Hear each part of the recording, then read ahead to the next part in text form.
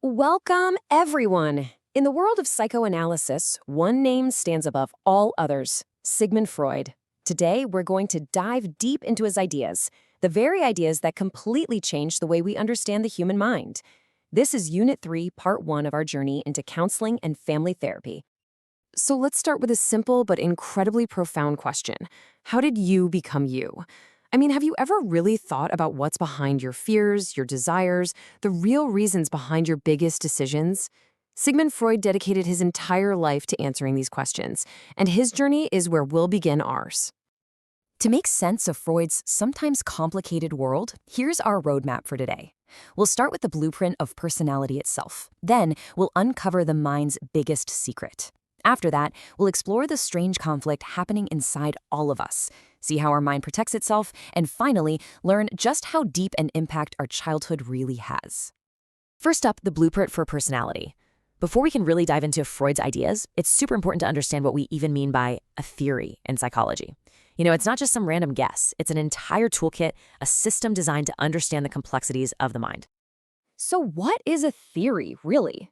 Well, in simple terms, it's a framework of interconnected ideas that we use to explain a phenomenon, like human behavior. It gives us a systematic way to form hypotheses, to test them, and ultimately to get a better handle on how we think and act. All right, now we get to Freud's most powerful idea, the iceberg secret. You can think of Freud as a kind of detective of the mind, and he believed that our true personality isn't what we see on the surface. The real story, he said, is hidden deep, deep below. According to Freud, most of your mind is actually a mystery, even to you. The things we're aware of, that's just a tiny fraction of the whole picture. The real power, the real drivers of our behavior are working far beneath the surface, completely outside of our awareness. And to explain this, Freud used this brilliant analogy of an iceberg. See that small tip sticking out of the water? That's our conscious mind, everything we are aware of right here, right now. Just below the water is the preconscious, which holds memories we can bring to the surface with a little effort. But that vast, submerged part, that's the unconscious. This is where our deepest desires, fears, and repressed memories are hidden. And Freud said, this is the part that's really in control. So what is actually going on in this vast unconscious? Well, this is where we meet the id, the ego, and the superego. You can think of them as three characters inside your mind, constantly tangled up in a strange, dramatic conflict. From one side, you hear a voice saying, I want this and I want it right now. That's your id. From the other side, a stern voice replies, absolutely not, that is wrong. That's the superego. And stuck in the middle is the poor ego, trying to mediate, saying, okay, let's make a plan, let's find a way. This is the internal struggle that goes on inside all of us, day in and day out. Let's break these three down simply. First, you have the id. This is our inner wild child. It operates on the pleasure principle. It just wants immediate gratification, whether that's for food, anger, or any other desire. Then comes the superego, which is like our inner judge. It operates on the morality principle, representing society's rules and our sense of right and wrong. And balancing these two is the ego, the problem solver. It works on the reality principle, trying to satisfy the id's desires in a way that is realistic and also acceptable to the superego. Now, just imagine, with all this pulling back and forth between the id and the superego, of course there's going to be anxiety. To deal with this anxiety, the ego has developed some special tools, a kind of protective shield. These are called defense mechanisms. They are the ego's unconscious strategies for distorting reality just a little bit so we can protect ourselves from the anxiety caused by that internal conflict. And the most amazing part is that we all use them, often without even realizing it. Let's look at a few common examples. There's repression, where we unconsciously push a painful or threatening thought deep down into our minds. There's projection, where we take an unacceptable feeling of our own and pin it on someone else, like blaming the teacher after failing an exam. Then there's rationalization, making up logical-sounding but false excuses for our bad behavior. And finally, displacement, which is taking out our anger on a less threatening target, like, getting yelled at by your boss and then coming home and getting angry over something small. And now we come to the foundation of this entire theory, the impact of childhood. Freud's most controversial, but also most important idea was that the core structure of our adult personality is determined in the first few years of life. For him, childhood was everything. Freud mapped this development across 5 psychosexual stages. He said that at each stage, pleasure is focused on a different part of the body, or an erogenous zone, like the mouth during the oral stage or bowel control in the anal stage. Now, if a child's needs at any stage are either met too much or not enough, they could become fixated. This means a part of their personality gets stuck at that stage, which then affects their adult life. This also includes his more controversial ideas like the Oedipus and Electra complexes. So why do we still give Freud so much importance today? Well, because he's considered the father of psychoanalysis and modern personality theory. Even though many of his theories are challenged today, he was the first person to give us a complete framework for peering into the depths of our own minds. He truly started a revolution. But this raises a very important question. Was Freud always right? The truth is, even his own followers began to disagree with him and went on to create their own theories. We call them the Neo-Freudians, and we'll be talking all about them in our next explainer. Until then, think about this. Which of Freud's ideas felt the most relatable to your own personality?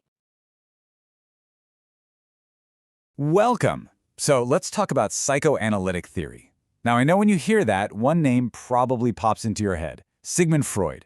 But today, we're going to move beyond Freud.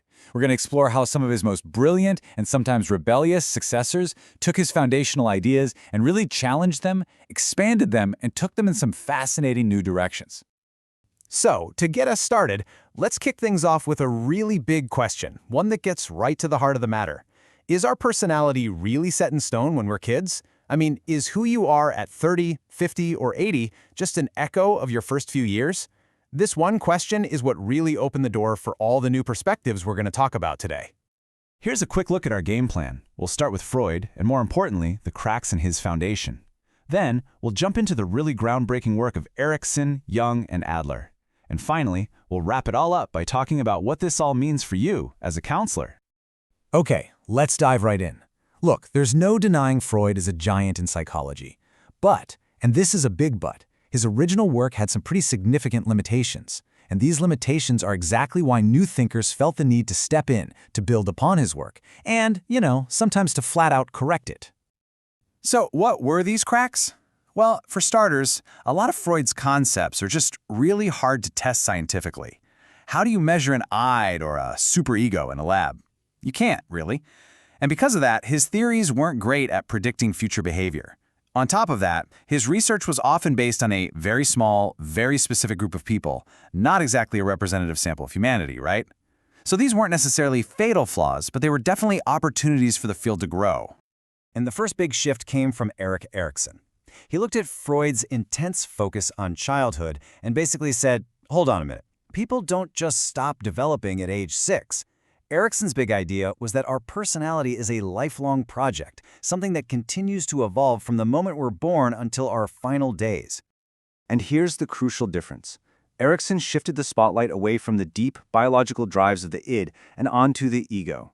For him, it was all about the ego's relationship with the outside world, with society, and with culture. Who we become is shaped by the social challenges we face at every stage of life. This image just perfectly illustrates his very first stage. A baby's first big social test is learning to trust its caregivers. Is the world a safe, reliable place? That initial, warm relationship builds a fundamental sense of trust that becomes the bedrock for every other relationship they'll have. Erikson actually mapped out 8 of these stages, and each one has a central conflict, a tug-of-war that we have to resolve to keep growing. The journey takes us from infancy through the I can do it myself toddler years and all the way to those teenage years with that crisis we've all heard of, identity versus role confusion. And the journey doesn't stop there. As we move into the later stages, the challenges just get bigger. In middle age, we grapple with generativity, that is, our need to contribute something that will outlast us. And then, in old age, we face ego integrity, the moment we look back on our lives and feel either a sense of peace and satisfaction or a deep sense of regret. It truly is a lifelong journey. Okay, next up is Carl Jung. Now, Jung took a completely different fork in the road. He was actually Freud's hand-picked successor for a while, but they had a major falling out. Why? Because Jung believed the unconscious was way deeper, more spiritual, and more ancient than even Freud had ever imagined. And this led Jung to his most famous idea, the collective unconscious. Just think of it like this. It's a shared psychic hard drive for all of humanity. It's not your personal memories. It's a reservoir of universal symbols, myths, and images that we've all inherited from our common ancestors. It's the stuff that connects us all. And living on this shared hard drive are what Jung called archetypes. These are like the universal software of the human mind. You've got the persona, that's the social mask we all wear in public, the anima and animus, the feminine and masculine energies we all have inside us, the shadow, the darker, hidden parts of ourselves we don't like to admit exist, and finally, the self, the ultimate goal of bringing all these different parts together to become a whole, integrated person. And finally, we have Alfred Adler. Adler took the focus and shifted it completely outward. He argued that our primary motivation isn't sexual, and it's not buried deep in the unconscious. He believed our main drive is fundamentally social. It's that deep, powerful human need to belong, to connect, and to feel a part of something bigger than ourselves. Adler's most famous concept, of course, is the inferiority complex. He believed that we're all born feeling small and a bit helpless, and that this basic feeling of inferiority is what actually motivates us to grow, to learn, and to overcome challenges. Now, when that gets out of balance, it can flip into a superiority complex, which is really just an arrogant mask to hide those deep feelings of insecurity. And it's this very struggle, this striving to overcome that feeling of inferiority, that creates what Adler called our style of life. This is our unique personal blueprint for navigating the world. It's our consistent way of approaching problems, relationships, and goals. And interestingly, Adler believed this fundamental style is pretty much set by the time we're just 4 or 5 years old. So, after that whirlwind tour, we get to the most important part. Why does any of this matter to you as a future counselor? How can you actually use these ideas to help real people with real problems? This table right here, this is your cheat sheet. Think of it as a toolkit. A client comes to you in their late 40s feeling stuck and purposeless. You might think of Erikson's generativity versus stagnation stage. Someone comes in wrestling with a spiritual crisis or reoccurring dreams. Jung's ideas on archetypes and the journey toward the self could be incredibly helpful. And for that client who is constantly battling low self-esteem at work, Adler's work on inferiority and social interest gives you a perfect lens to understand what's happening. Each theory is a different, powerful tool for a different kind of problem. And I'll leave you with this final thought. In the end, there's no single right answer. These theories aren't rigid boxes to stuff your clients into. They are powerful, flexible lenses. A truly great counselor doesn't just cling to one theory. They learn how to use all of them to better hear and to better understand each client's unique and personal story. Welcome students, आज हम लोग journey करेंगे post Freudian thinkers की दुनिया में।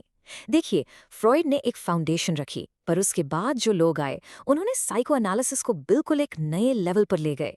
So let's see कि Freud के आगे की सोच क्या थी। ये फ्रॉइड ने हमें मन का एक नक्शा तो दे दिया, id, ego, super ego, the whole thing. लेकिन उनके बाद आने वालों ने एक बहुत इंपॉर्टेंट सवाल उठाया, भाई उस दुनिया का क्या जिसमें हम रहते हैं? हमारे रिश्ते, हमारा कल्चर, आज़ादी को लेकर हमारी टेंशन, इन सब चीज़ों का हमारी पर्सनालिटी पर क्या असर पड़ता है? चलिए इसमें गहराई से उतरते हैं। तो हमारा पहला स्टॉप है एल्फ्रेड एडलर। ये फ्रॉइड के शुरुआती साथियों में से एक थे, लेकिन इनका रास्ता अलग हो गया। क्यों? क्योंकि एडलर का मानना था कि इंसान की लाइफ का जो मेन कॉन्फ्लिक्ट है ना, वो सेक्स जैसी बायोलॉजिकल ड्राइव नहीं है, बल्कि वो एक यूनिवर्सल फीलिंग है, इन्फीरियॉरिटी की फीलिंग। वो एहसास कि मैं कहीं ना कहीं कम हूँ, जिससे हम सब स्ट्रगल करते हैं।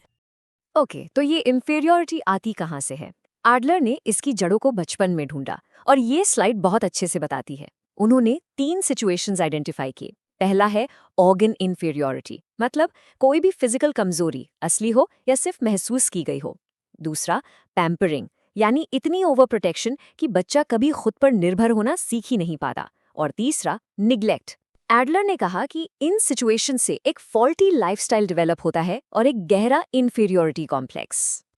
तो इस इंफीरियॉरिटी से लड़ने के लिए हम क्या करते हैं? एडलर कहते हैं कि हम सब में एक नेचुरल ड्राइव होती है, जिसे उन्होंने कहा स्ट्राइविंग फॉर सुपीरियरिटी। अब इसका मतलब दूसरों पर हावी होना नहीं है, इसका मतलब है परफेक्शन, होलनेस की तरफ बढ़ना।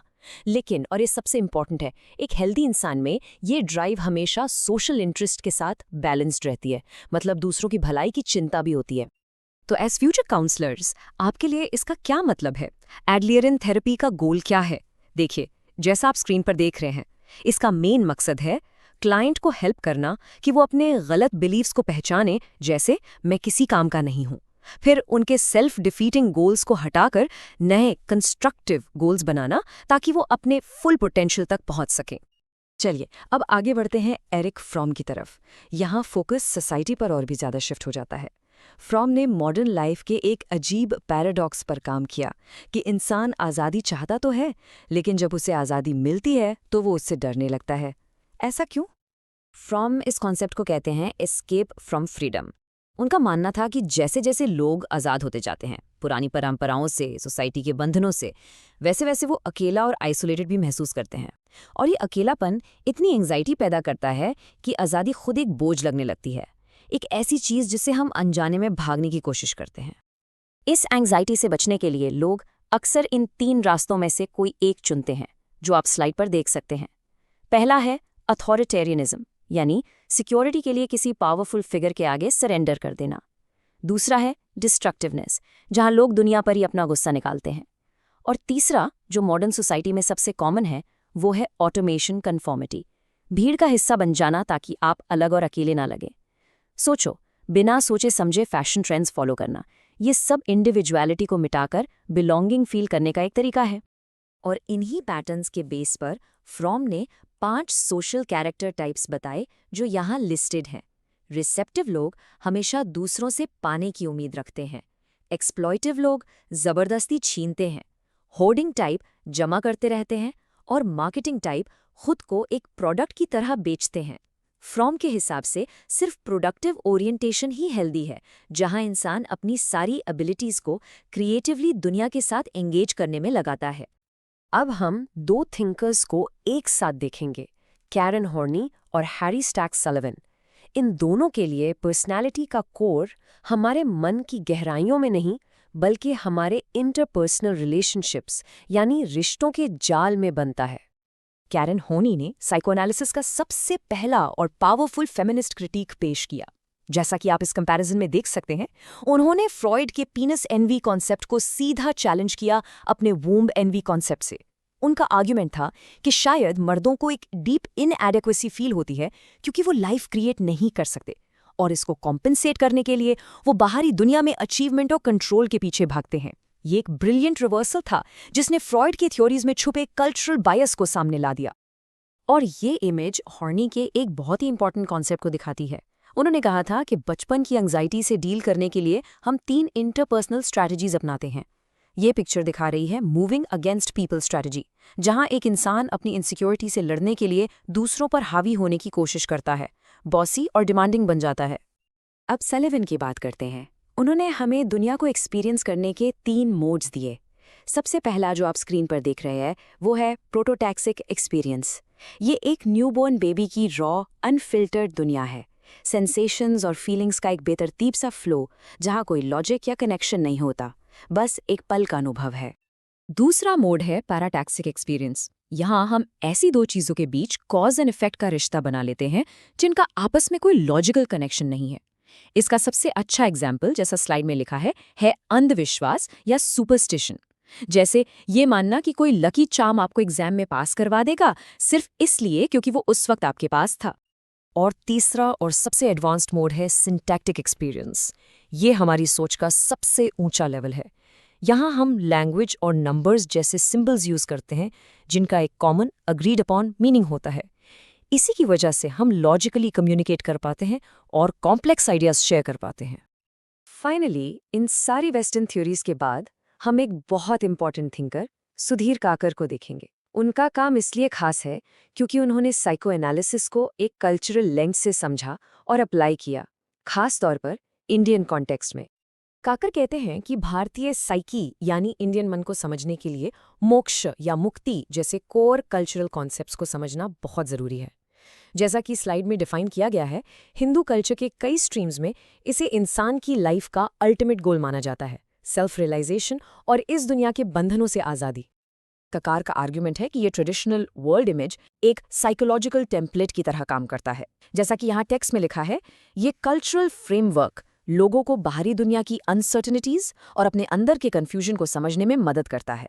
ये लाइफ की मीनिंग और पर्पस के लिए एक शेयर्ड स्ट्रक्चर प्रोवाइड करता है। तो एडलर, फ्रॉम, हॉर्नी, सलिवन और काकर हमने देखा कि कैसे साइको एनालिसिस इनर ड्राइव से निकलकर सोसाइटी के प्रेशर और कल्चर के इन्फ्लुएंस तक इवॉल्व हुआ। लेकिन आपके लिए as future counsellors and family therapists इन सब थियोरीज का प्रैक्टिस में क्या मतलब है? एक पल के लिए इसके बारे में सोचिए। जब कोई क्लाइंट अपनी प्रॉब्लम्स के साथ आपके सामने बैठा होगा तो आप कौन सा लेंस सबसे पहले उठाएंगे? एडलर की थियोरी जो उसकी इनर ड्राइव फॉर सुपीरियॉरिटी पर फोकस करती है, फ्रॉम या हॉर्ने की थियोरीज जो उसके सोशल डर और रिश्तों के कॉन्फ्लिक्ट्स को एक्सप्लेन करती हैं, या काकर का पर्सपेक्टिव जो उसकी कल्चरल जड़ों को सबसे इंपॉर्टेंट मानता है। देखिए, इसका कोई एक सही जवाब नहीं है, लेकिन ये जानना कि आपके पास ये सब अलग अलग टूल्स हैं और ये सोचना कि कौन सा टूल कब इस्तेमाल करना है, यही एक ट्रूली इफेक्टिव काउंसलर बनने का पहला कदम है। तो चलिए शुरू करते हैं एक बहुत ही फंडामेंटल सवाल से। क्या सिगमंड फ्रॉइड का साइको एनालिसिस, जैसा उसे वेस्ट में समझा जाता है, इंडिया में ठीक उसी तरह से अप्लाई होता है? क्या इंसानी दिमाग का ब्लूप्रिंट यूनिवर्सल है? आज हम इसी को एक्सप्लोर करने वाले हैं। और इसी सवाल का जवाब देने की कोशिश की है सुधीर काकर ने, जिन्हें अक्सर father of Indian psycho analysis भी कहा जाता है।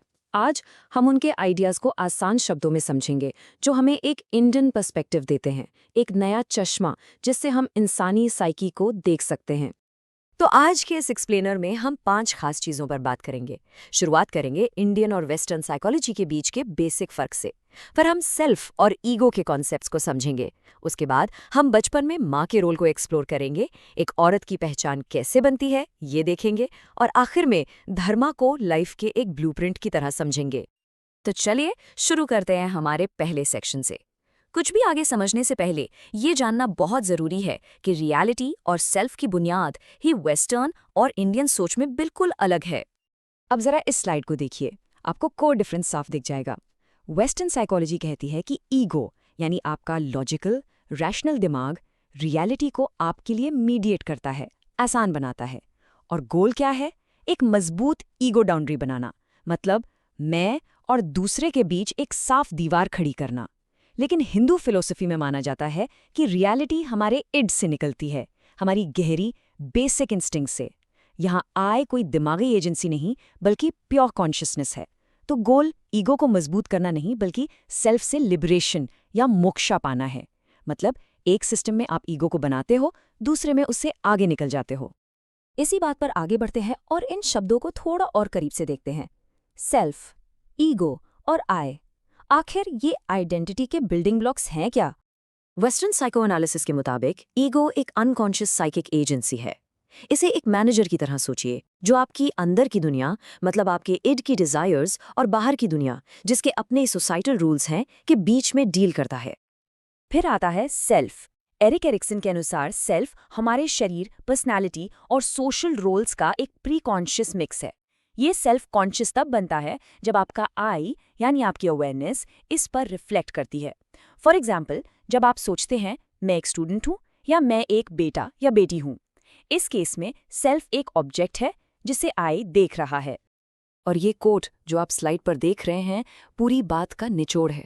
हिंदू फिलॉसफी में आई ना तो ईगो है और ना ही सेल्फ। आई सीधे सीधे प्योर कॉन्शियसनेस है। ये बस वो अवेयरनेस है जो हर चीज़ को एक्सपीरियंस कर रही है। ये सेंटर है, ऑब्जर्वर है। ये कोई एजेंसी नहीं है, ये आपके होने का, आपके अस्तित्व का कोर है। तो हमने देखा कि आइडेंटिटी की बुनियाद ही अलग है। अब चलिए देखते हैं कि ये आइडेंटिटी बनती कैसे है। और इसकी शुरुआत होती है सबसे पहले रिश्ते से, माँ के साथ जो रिश्ता है। काकर कहते हैं कि एक इंडियन बच्चे की दुनिया शुरुआत में अनडिफरेंशिएटेड होती है। इसका मतलब है कि बच्चे के लिए ईगो और आइड, मन और शरीर, अंदर और बाहर, यहाँ तक कि मैं और मैं नहीं, जो कि उसकी माँ है, के बीच कोई साफ फर्क नहीं होता। बच्चा और माँ एक होते हैं। काकर इसे मैटरनल कॉस्मस कहते हैं, एक ऐसी दुनिया जहाँ हर चीज़ माँ से जुड़ी है। और यहीं पर एक बहुत बड़ा कल्चरल डिफरेंस सामने आता है। वेस्ट में साइकोलॉजिकल डेवलपमेंट इस बात पर सेंटर्ड है कि बच्चा माँ से जल्दी अलग हो जाए ताकि एक स्ट्रॉन्ग इंडिपेंडेंट ईगो बन सके। लेकिन इंडिया में काकर सजेस्ट करते हैं कि ये डिफ्रेंसिएशन स्ट्रक्चरली वीकर होता है और काफ़ी देर से होता है। ये जो एक दूसरे पर निर्भर रहने वाला रिश्ता है, ये ज़्यादा लंबा चलता है, जिसका असर अडल्ट पर्सनालिटी पर भी पड़ता है। इस इंडियन साइकी का एक बहुत ही पावरफुल एग्जाम्पल हमें एक औरत की आइडेंटिटी फॉर्मेशन में देखने को मिलता है। चलिए देखते हैं कि उसकी पहचान कैसे कंस्ट्रक्ट होती है। ककार के बदलाव को स्टैगरिंग मेटामॉर्फोसिस कहते हैं। एक औरत की पहचान इंडिविजुअल नहीं बल्कि रिलेशनल है। वो उसके रिश्तों से बनती और बदलती रहती है। पहले एक बेटी के रूप में, फिर एक पत्नी और बहू के रूप में, जहां उसका नाम तक बदल जाता है, फिर एक माँ के रूप में, जहां उसे अपनी जिंदगी का मकसद मिलता है, खासकर बेटे को जन्म देकर। और अगर वो विधवा हो जाए तो उसका स्टेटस एक बार फिर बदल जाता है। उसकी जो प्राइवेट पर्सोना है वो अक्सर इन बदलते रोल्स के नीचे दबी रहती है। और इसकी ट्रेनिंग बचपन से ही शुरू हो जाती है। इसे सोर्स में डेलीनेस ऑफ गर्लहुड कहा गया है। घर के काम सीखना, औरतों के बीच अपनी जगह बनाना, ये सब उसकी रिलेशनल आइडेंटिटी को और भी मजबूत करता है। उसका अस्तित्व ज़्यादातर दूसरों के लिए होने में ही डिफाइन होता है। इंडिविजुअल डेवलपमेंट को देखने के बाद चलिए अब थोड़ा जूम आउट करते हैं और उस बड़े कल्चरल फ्रेमवर्क को देखते हैं जो पूरी जिंदगी को रास्ता दिखाता है, धर्म।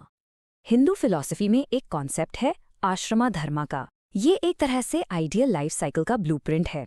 ये जिंदगी के अलग अलग पड़ावों के लिए खास काम और जीने के तरीके बताता है, स्टूडेंट से लेकर गृहस्थ, फिर वनप्रस्थ और संन्यास तक।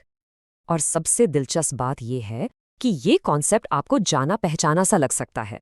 ये एरिक एरिक्सन के psycho social stages of growth की थ्योरी से काफी मिलता जुलता है।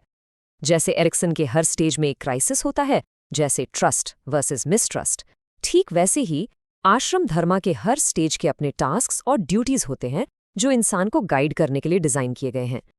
इससे पता चलता है कि डेवलपमेंट को स्टेजेस में देखने का कॉन्सेप्ट, जिसमें हर स्टेज का अपना चैलेंज हो, इंडिया में हजारों सालों से मौजूद है।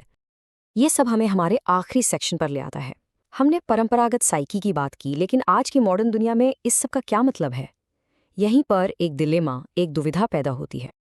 काकर सजेस्ट करते हैं कि इंडियन साइकी में दो रियलिटीज एक साथ चलती हैं। पहली है अल्टीमेट रियलिटी, वो बचपन का मटर्नल कॉस्मोस, माँ के साथ एक हो जाने का अनुभव जिसे हमेशा बेहतर माना जाता है। और दूसरी है वर्ल्डली रियलिटी, रोजमर्रा की जिंदगी जिसमें नौकरी, पैसे और सोशल प्रॉब्लम्स हैं। काकर का तर्क है कि हिंदू साइकी के लिए दुनिया की समस्याएं अक्सर उतनी असली नहीं लगती जितनी कि वो अल्टीमेट रियलिटी लगती है। और यहीं पर सबसे बड़ा चैलेंज है। काकर चेतावनी देते हैं कि इस मटीरियल यानी वर्ल्डली रियलिटी और स्पिरिचुअल यानी अल्टीमेट रियलिटी के बीच बैलेंस के बिना इंडियन कल्चर कॉन्ट्रडिक्शंस और डेड एंड्स में फंस सकती है। एक खतरा है कि हम दुनिया की प्रॉब्लम्स को स्पिरिचुअलाइज करके उन्हें डिसमिस कर दें, जो आगे चलकर हमारे लिए ही नुकसानदायक हो सकता है। और ये हमें एक बहुत ही ज़रूरी सवाल पर लाकर छोड़ देता है, एक सवाल जो मैं आपके लिए छोड़ रही हूँ। जब कोई व्यक्ति इन दो दुनियाओं के बीच फंसा हुआ महसूस करता है, उसकी आदर्श आध्यात्मिक दुनिया और अक्सर कठोर डिमांडिंग बाहरी दुनिया, तो वो संतुलन कैसे ढूंढ सकता है?